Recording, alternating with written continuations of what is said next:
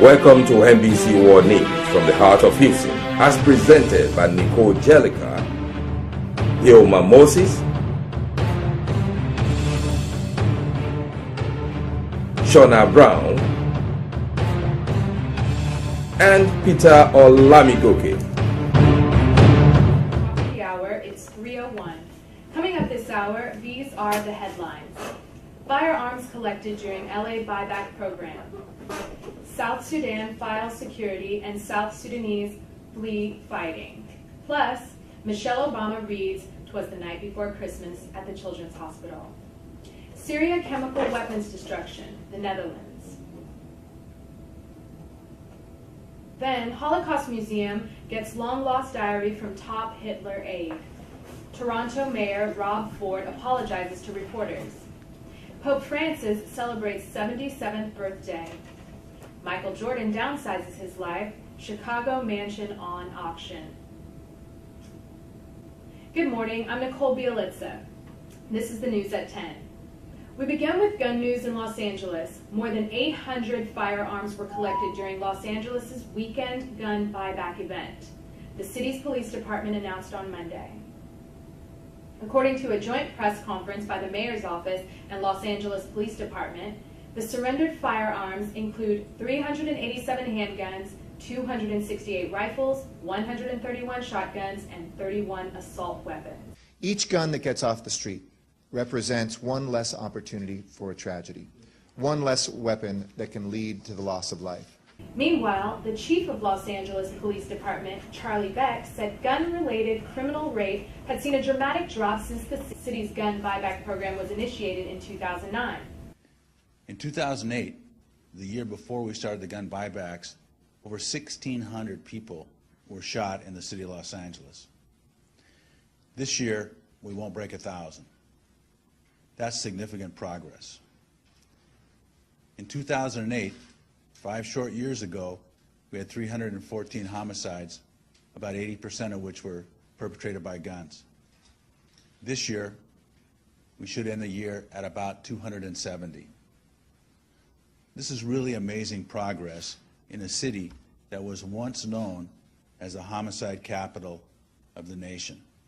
Since the program began in 2009, over 11,900 guns have been turned in 7 gun buyback events, according to Mayor Garcetti's office.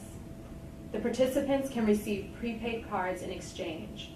And in other news, Michelle Obama read "'Twas the Night Before Christmas" at the Children's Hospital. U.S. First Lady Michelle Obama read the traditional favorite "'Twas the Night Before Christmas" to hospitalized children at Children's National Medical Center on Monday, December 16. Accompanied by her 2 dogs, Bo and Sunny, Mrs. Obama sat next to Santa Claus as she read the Christmas story to a crowd of young patients and their parents. The event has become a traditional holiday activity for First Ladies since Bess Truman started it 60 years ago.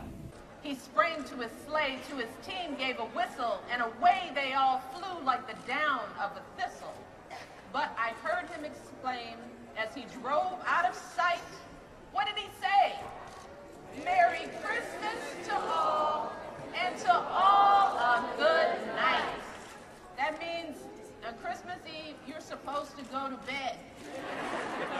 After the reading, the First Lady was asked what her favorite Christmas song was, and she sang a few bars of the Christmas song made famous by Nat King Cole. What's your favorite holiday song? What's my favorite holiday song? Chestnuts roasting on an open... Oh, I forgot the press was here. You guys, all right, can we just, Have you heard that song before? That's an oldie. That's one of my favorites.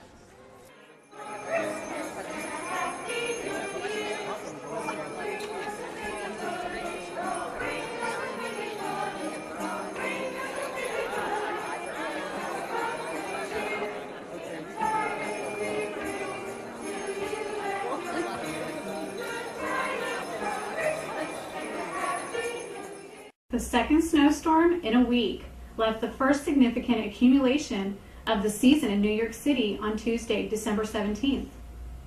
The National Weather Service issued a winter storm warning for the area as a large weather system dumped snow across a large swath of the Northeast from Pennsylvania to New England.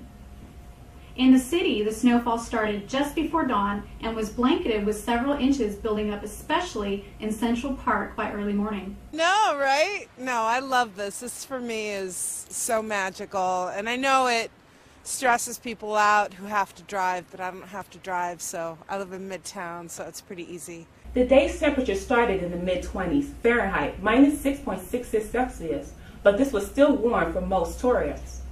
It doesn't stop anybody doing anything. At home, every time you have snow, nothing runs. Transport can't run, nothing happens. Yeah, it just grinds to a complete stop. But here, everybody can actually get on and yeah, you just get on and do what you need to do. Yeah, you can enjoy it, which you can't do at home. The weather is warmer than Montreal. We were in Montreal 3 days ago, and it was colder. Yeah, much more colder. It's so pretty. It makes everything just nice and clean, and I like it.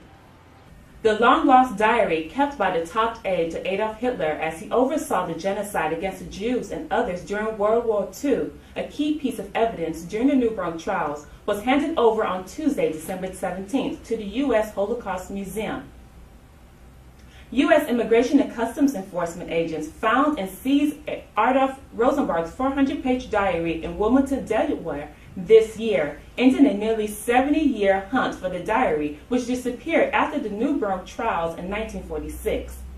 On display at the museum, the pages of the handwritten diary are yellowed with age. Jarnock Matthews, a U.S. historian at the U.S. Holocaust Museum, hear him. There is the thrill of the authentic, and as you know, that he is a leading Nazi who put pen to paper, and you see his handwriting. Rosenberg was privy to much of the planning for the Nazi state, the mass murder of the Jewish people and other ethnic groups, as well as planning of conduct of World War II. The persecution of Jews was going through a massive transformation from massive persecution to annihilation. The very area that he was in charge of is the area where the Holocaust, as we know it, meaning the systematic murder of all Jewish men, women, and children, happened first.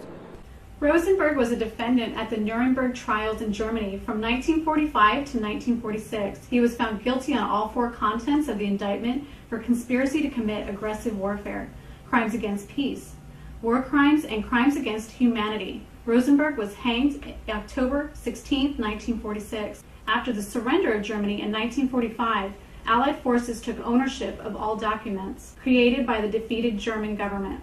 The museum began searching for it, and eventually Immigration and Customs Enforcement agents found and seized the diary. There was a question about where the document was, who had it, and in what title at least folks thought they had to it. So in this case, working with the U.S. Attorney's Office in the District of Delaware, once the information came in, we sent our agents out to gather the facts, and ultimately the document was found. That's Daniel Ramsdale, U.S. Immigration and Customs Enforcement Deputy Director, said after signing the document over to the museum. ICE Homeland Security Investigations special agents focus heavily on criminal investigations that involve the illegal importation and distribution of cultural property in the diary. Rosenberg revealed very little personal information, hardly mentioning his wife and daughter, but the document does give some insight into his personality. Matthews said, "You get a better understanding of his psyche, of his way of thinking, which is the thinking of a very dogmatic person who is not really open to reality and has a closed-in mind that really assumes that certain basic beliefs are true, will always be true, will never change no matter what happens."